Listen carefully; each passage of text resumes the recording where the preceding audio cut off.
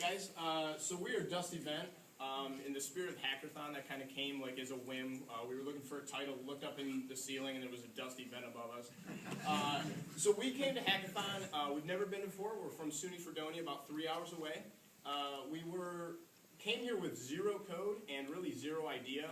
We actually based it around an idea that this guy had in the shower like the morning of at 4 a.m. We haven't slept since like 6 a.m. yesterday, so if we start to stutter and like lose our minds, we apologize.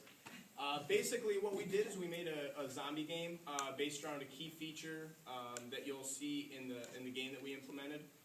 So I'll hand it over to this guy because we got a lot to cover. Can we start the zombie game now?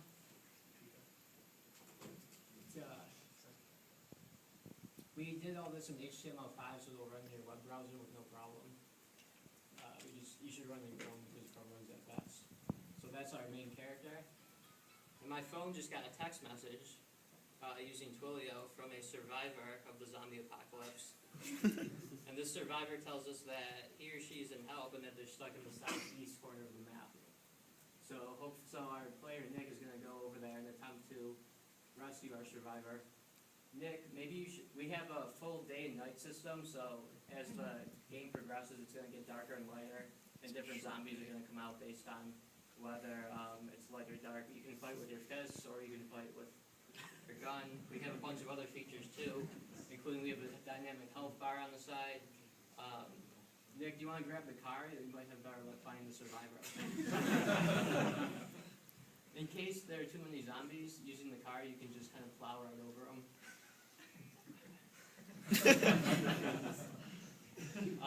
We actually wrote our own map editor in C++, so we were making maps like on our desktop and then importing them into HTML5 and running those. We wrote all this from scratch basically as we were here. Did you want to jump into the map? Did you do the day and night? Yeah, I did the day and night. Okay. Yeah, why don't you and that's our survivor, the gray guy, so the goal is to leave the survivors in yellow light. The eventual idea, as far as further implementation, we're thinking about making it kind of like a turret defense game, where as you find survivors and weapons, you would build up your base, and then the survivors hiding in the base would further fortify, and then as you, like the nighttime, daytime would kind of be the levels, and then at nighttime the stronger zombies would come out and more of them, so you'd have to hide in your base until daytime came.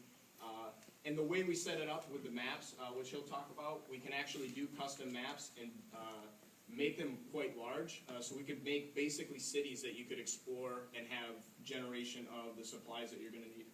Okay, thanks, Dan.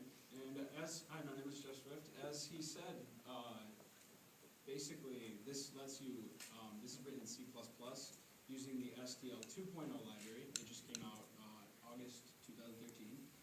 So it's the official release just came out August 2013. They were open source before then. Right now, I only have a couple maps loaded in here, but you can see it's got a pretty friendly interface. You have grid pop-up. There's a tile type film over it, so you can easily choose which tile types are solid and passable and which ones are not.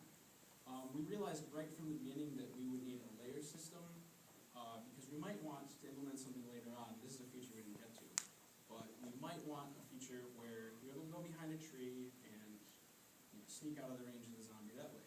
And in order to move behind things, we have to have our layers. So if you can see how the stuff that's on the second layer disappears into the space. We have tile sets over here. There are quite a few tile sets to choose from. 1 minute, guys. Okay. Do you want to jump back to the presentation? Yeah. I was just going to add that what you get out of the C++ program is the map file that can easily be loaded in to the JavaScript. And then, You want to go back to the PowerPoint? Yeah, PowerPoint, please. And again, that was written all from scratch, so we actually had Jeff Swift writing it, and then two of our other people basically made the game maps as we were working on trying to get the other engines and stuff going. And as we came into this, we jumped through a bunch of technologies. We changed our technology stack a ton of times. We started out mostly just C++, but then when we went to Twilio, we also did applying in PHP, and then we moved over to porting the game to HTML5, but we kept our development tools in C++. and we have those communicate. It's been an incredible experience. We're really glad to have been here. We really feel like we learned a lot. We really pushed ourselves, and it was a fun one. Yeah, appreciate you guys for having us. Thank you.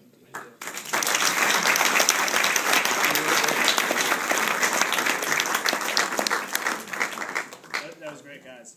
Again, before we dive into questions, we can let the team from Trefarius get ready to set up, and then we can go ahead and dive into questions.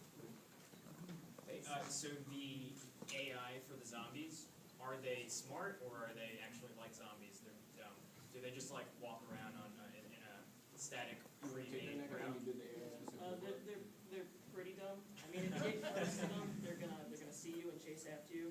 If you get far enough away, They'll lose interest and wander around. And the other survivor, is the other survivor smart? he's as stupid as Basically doing all the leading up. The AI is very similar between the zombies and the survivors, other than when it gets into the base, instead of continuously chasing you, it's going to go to the base or go into that once we implemented it. To our safety point, our extraction point. Yeah. Did you use a framework to make the game, like on the HTML side? Nope. No, Everything was from scratch. Wow. Yeah. From That is JavaScript. Really, the only thing we had coming into it was the SDL libraries and the API for that And one. Never that's- done the C++ side for our tools. The SDL library was only used for event polling for keys and for quick surface splitting. All the logic, all the click detection, menus, that was all handled by C++, logic code itself. And again, this is just on the development tool side, and actually the game engine side, which we wrote from scratch. That would be, I mean, that's really cool. I don't know of any HTML5 engines out there that are for games. You could totally like open source this or like keep on building it. Yeah, we plan on going a little further with it, hopefully. Maybe the next hackathon or something, adding more features and furthering it. Because we definitely have a lot that we, didn't get to implement in the time that we had just because, it's 24 hours. Very, very cool. Great job.